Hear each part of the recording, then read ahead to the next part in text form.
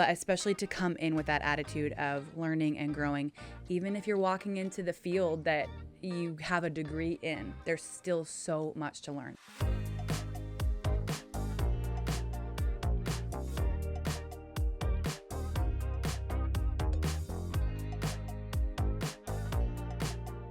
Hello and welcome to another episode of A Higher Purpose, a Vanderbloemen podcast. I'm your host, Brett Connolly, and joining me as she does every week, every episode, my co-host, my co-worker, my co-friend, Sarah Gonzalez. We're back. We're so back. We are so back. It feels good to be back. It does. It's getting a little, like the holidays are here. It's getting festive. We're getting festive. It's still like 90 degrees in Houston. It's fine. It's classic. It's okay. It's fine. We're okay. I've been better.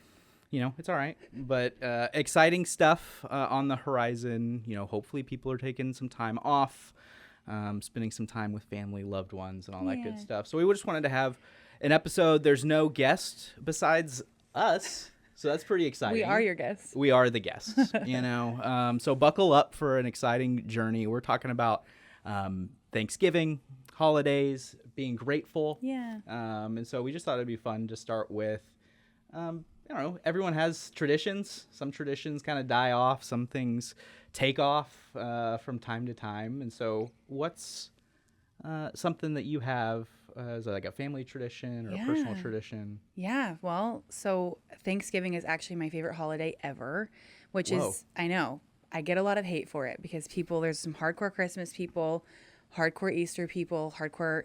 Do you have like a power ranking? I don't. Do you have a like a power top ranking. 3, bottom 3? I don't have a top 3, bottom 3. Where's Arbor Day? Thanksgiving. Arbor Day did not make the list. I'm so sorry. Thanksgiving is so much fun for me because there's no like gifts or like crazy like travel plans. Usually it was always just growing up. My family lived really close by. And so we always just would gather and make insanely good food. My mom goes way too hard for Thanksgiving. Way too hard. Like even the years that it was just the immediate family, she still didn't know how to make less food. So it was just like we were feeding an army because she can only go that hard. So we have lots of family traditions like that where we get together and we all help make all the pies and the stuffing. And growing up, I was blessed to know my great-grandmother. She passed when she was 96. Wow. And so my great-grandmother, my grandmother, my mom, me, and my sister would make the stuffing all together. And we each had our own job. I was in charge of ripping up all the little pieces of cornbread. So I still have that job. Don't freak out. I was freaking out. They didn't let me go. Okay, good. Yeah, I'm still in it.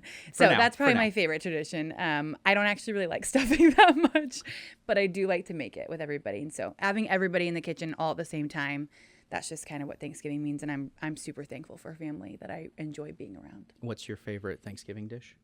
My mom makes this like Southern sweet potatoes, and it has sweet potatoes, and then on the top it's cornflakes and butter and brown sugar. Good. It hits.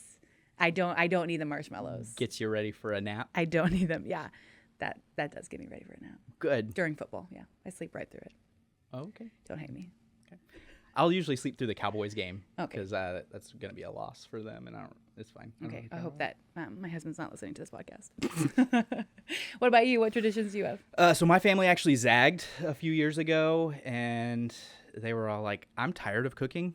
And so we actually go to a buffet. What? Yeah. Where? It's like a seafood place in the Woodlands. We just like meet up. We make a reservation like a month out. We save up all of our quarters and stuff. Put our change together, and we get a big table, and they have a buffet, and they've mixed it up a little bit with COVID and things like that. But even afterwards, they've adjusted things. But back in the heyday, they would have a whole seafood section, and then you could get all your Thanksgiving fixings and stuff. And then, I don't know. And sometimes we're just desperate to get a reservation. So some years it's like we're having our meal at 10:30 in the morning. And other times it's like we're meeting at 7:30 p.m. So buckle up. But you eat seafood on Thanksgiving. Yeah, I mean, that's probably more for my dad. Okay. That's kind of his vibe. Most of us are like, let's get the Thanksgiving stuff. Yeah. You know, more mashed potatoes. That is a fun tradition. That's not what I was expecting you to say at all. Yeah. it's good stuff. I love that for you. Okay, well, also part of this episode, we want to talk about fun traditions and things like that, but we also want to talk about career advice and talk about as we're entering the holiday season, entering a new year, wherever you may be in your job, looking for a new job. You might be thinking about moving. I know a lot of the new year comes with new things. And so we kind of want to touch on a couple of things about gratitude within your workplace and within your career. And so we want to talk about an article. Whew. We want to talk about an article. It's kind of a hot take. Talking about Gen Z. I am technically a zillennial. You're technically a millennial. I'm an old millennial. I'm the grandpa. He's the grandpa of the show. So tell us about the article, Brett. Oh my gosh. It was on Fortune, right? But I've also seen it being shared in different avenues and stuff. But I believe it started with Fortune magazine.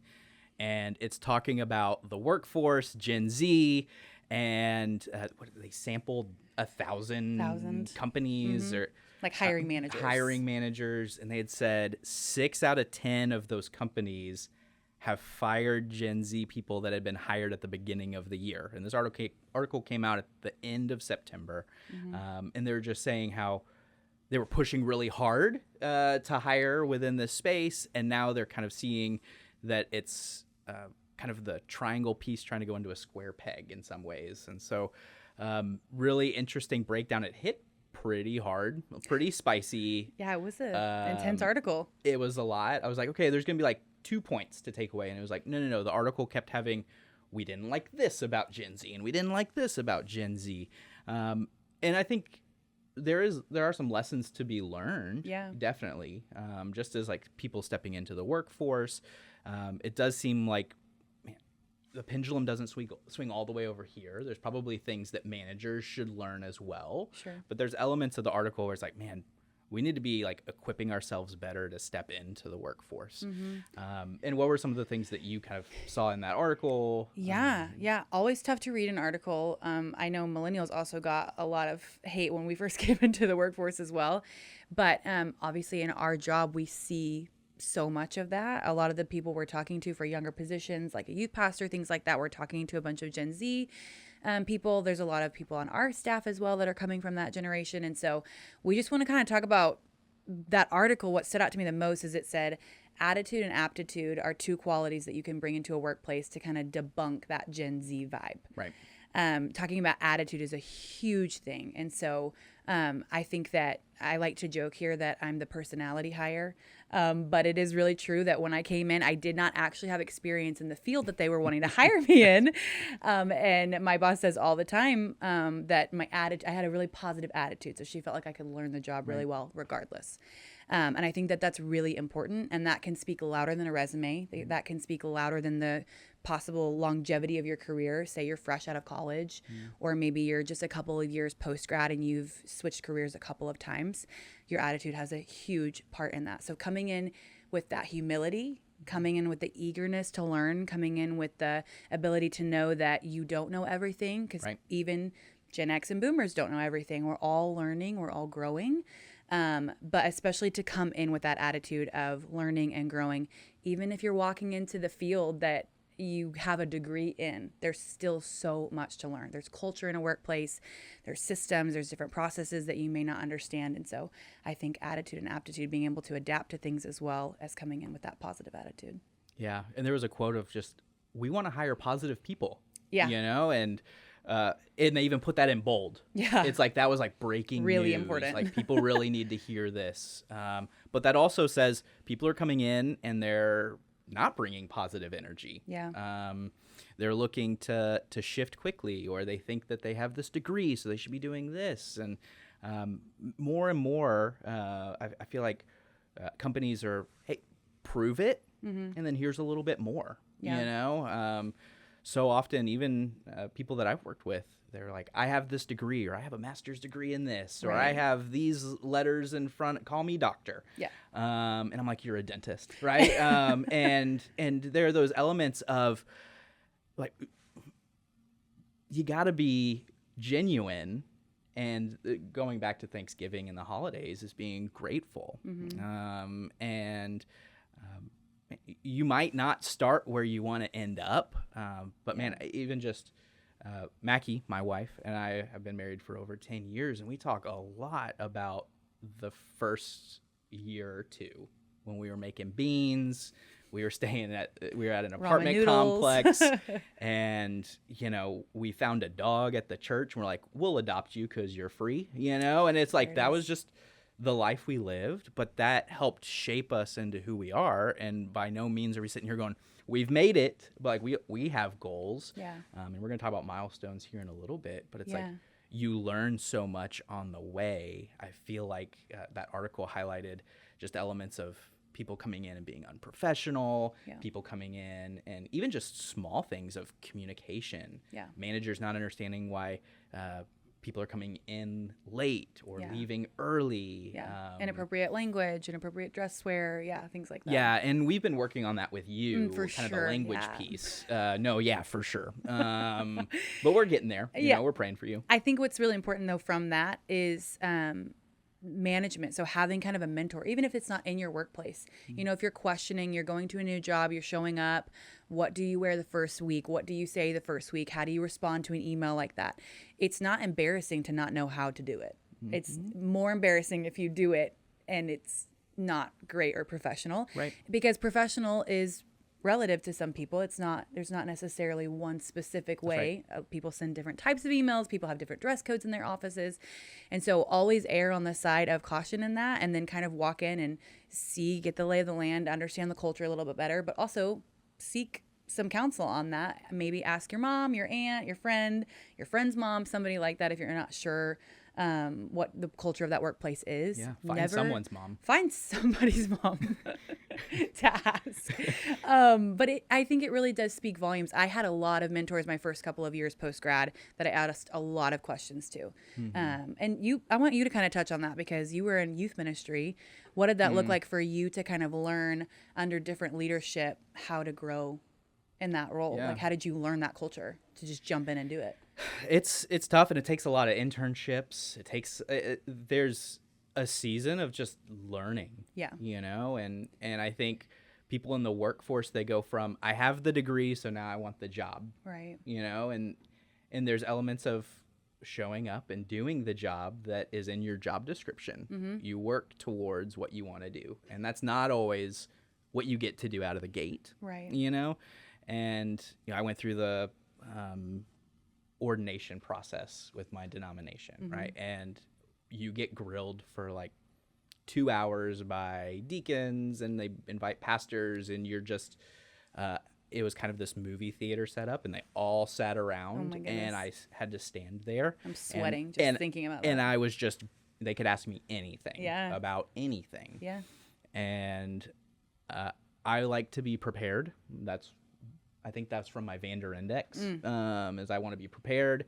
And so I remember I was prepping for like hours and hours and hours and weeks and weeks and weeks because I was like, I need to be prepared for everything. Right. And I remember my XP came up to me and said, hey, it actually would be good if you came up, if you were asked a question and say, I don't know, but I'd love to walk alongside you and figure that out with you.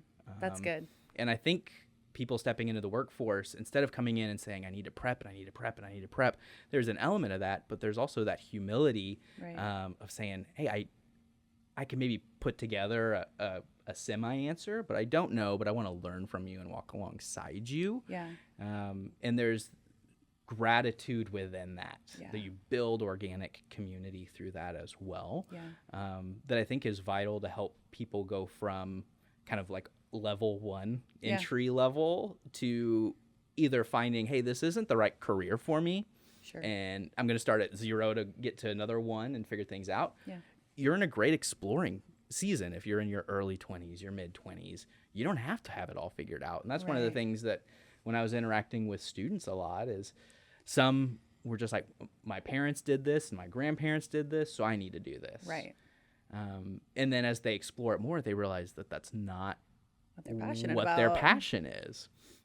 And so even just, man, if someone's changing their degree plan as a sophomore, hey, there's time. You can, it's okay. That's like you're exploring things.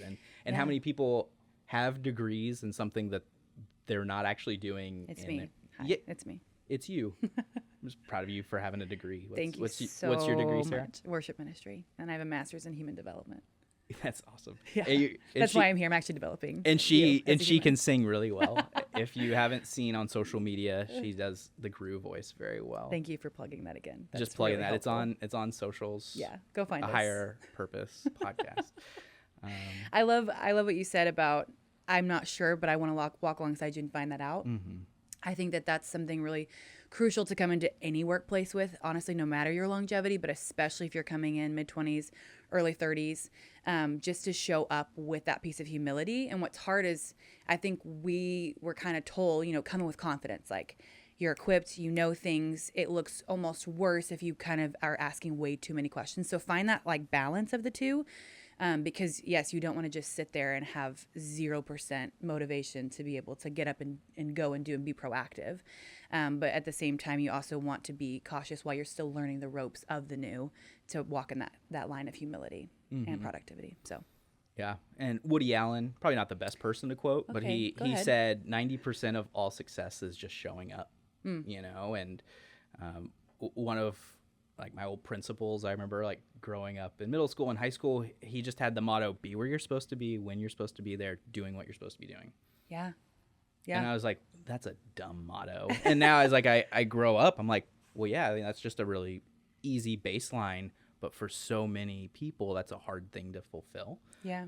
And to follow through on. And that's where you need to start. And I think that gratitude, if you're not feeling it out there, maybe it's something in here, that you need to work on. Yeah. And maybe it's just figuring out where those roots are of, is it the company? Is it me? Am I just in a season? Do I have a lot of unused PTO? Probably not if you're starting in the workspace. But I even remember when I was starting work, it's kind of frowned upon to use PTO your first 6 months. Yeah. It was like, you don't use PTO. Mm-hmm. And I was noticing a shift of people just kind of like, hey, if you got it, use it. Mm-hmm. And for a while, I was approving all the PTO for a department here. And I'm like, you just started. And she's like, yeah, I have 3 hours. I want to take my 3 hours. And I'm like, this is just a different ballgame, and I was like, I'll approve it. All right. There you go.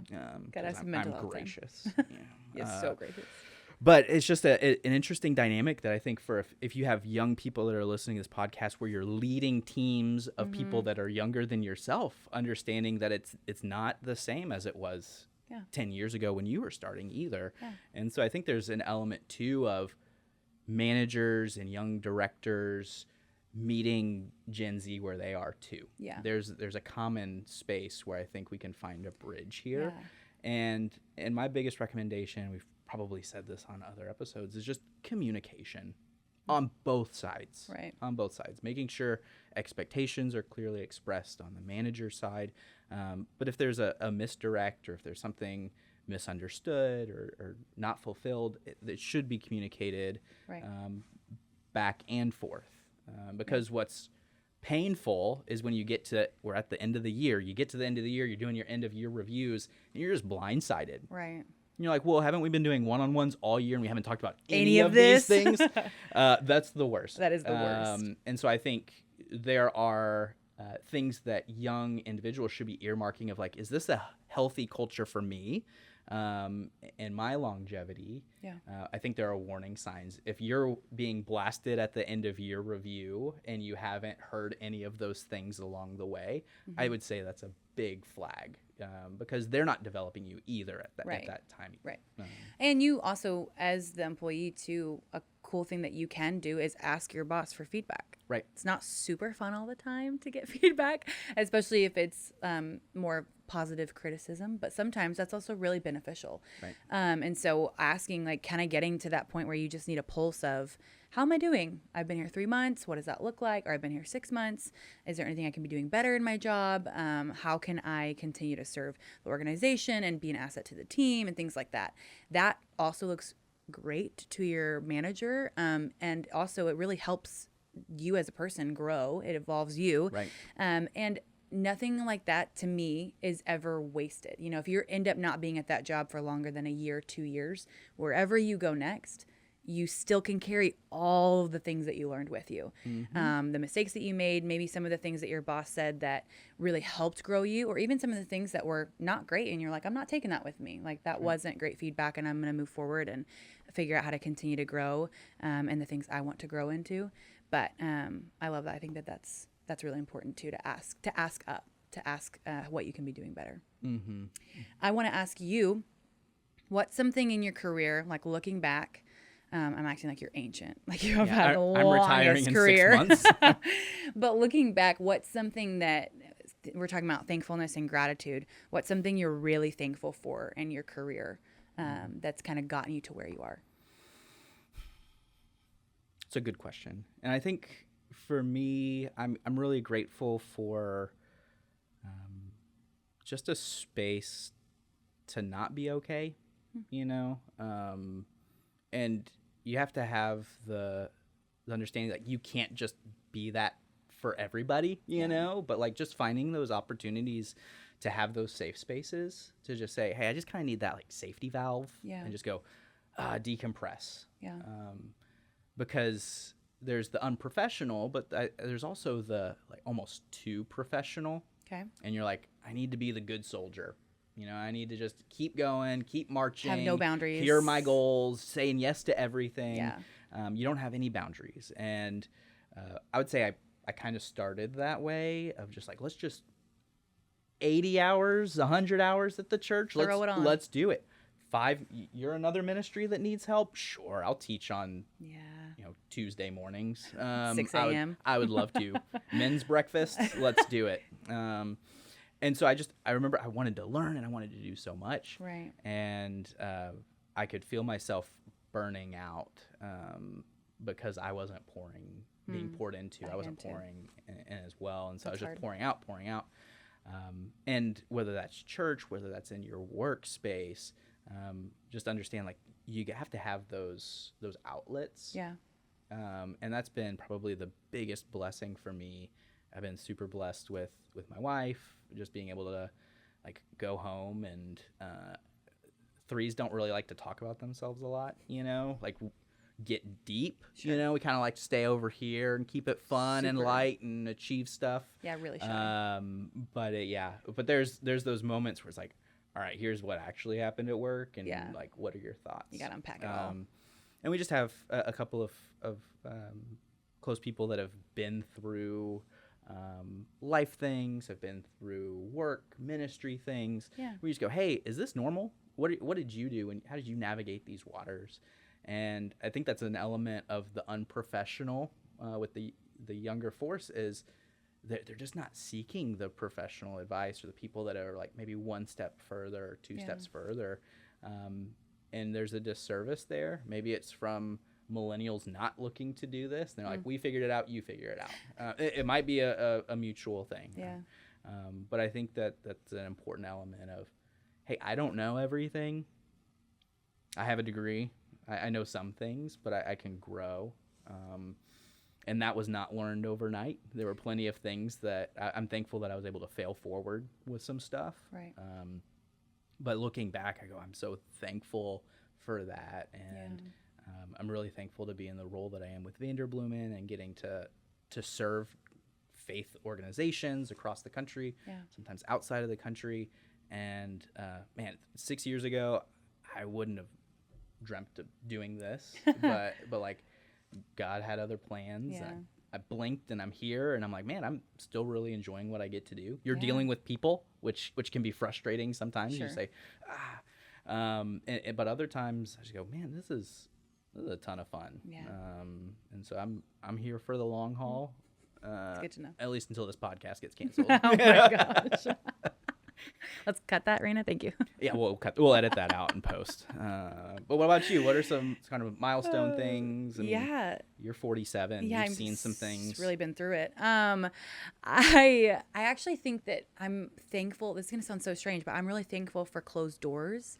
I've had a lot of, although I haven't been out of college for a long time, the Lord's kind of guided my path kind of all over the place. And before I started working at Vanderbloemen, my husband and I had moved to Houston, and we both didn't have jobs. We felt like we were just supposed to go, and we thought we would obviously have jobs eventually. And then we both got here, and we still didn't have a job, and it was a really hard time.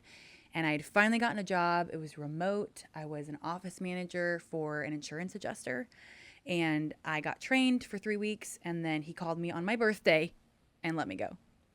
And it wasn't personal. There was a drought in Houston, so he had no work. And so he called and apologized and was like, I'm so sorry. I know you just went through all this training, but I can't pay you. I have no work, so I can't pay you.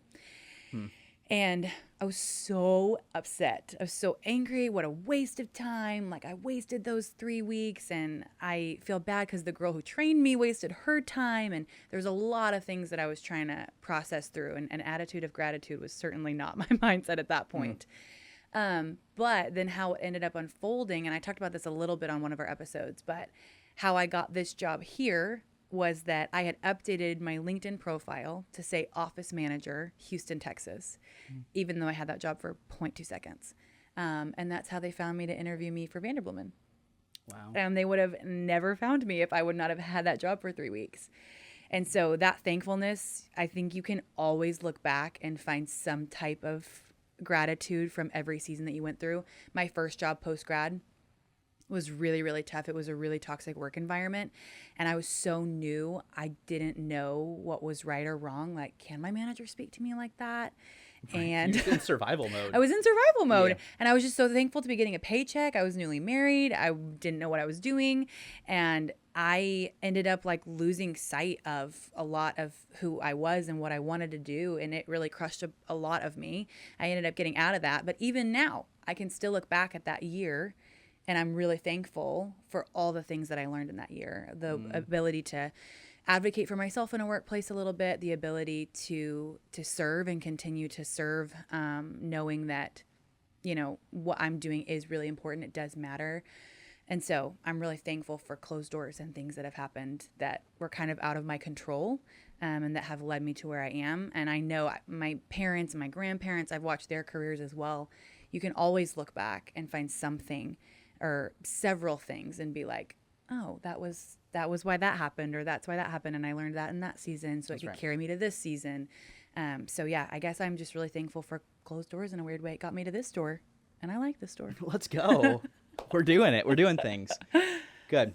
Well, when the boss called to let you go 3 weeks in on your birthday, did he lead with happy birthday? He said, I really hate to do this on a Tuesday.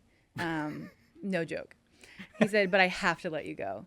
And I said, oh, okay. And he goes, I know. And I go, well, it's just that it's not that it's Tuesday. It's just that it's my birthday.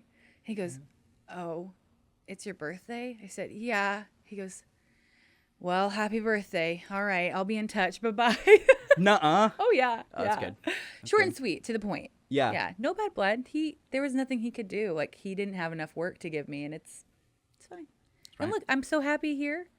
You're thriving. Yeah. My mom's phrase is rejection is protection and the Lord's redirection. And that is exactly what happened. Holy cow. I'm going to get that tattooed in Hebrew. Stitch that on a pillow. That's good. I like that. I like that a lot. That's really good. Thank you.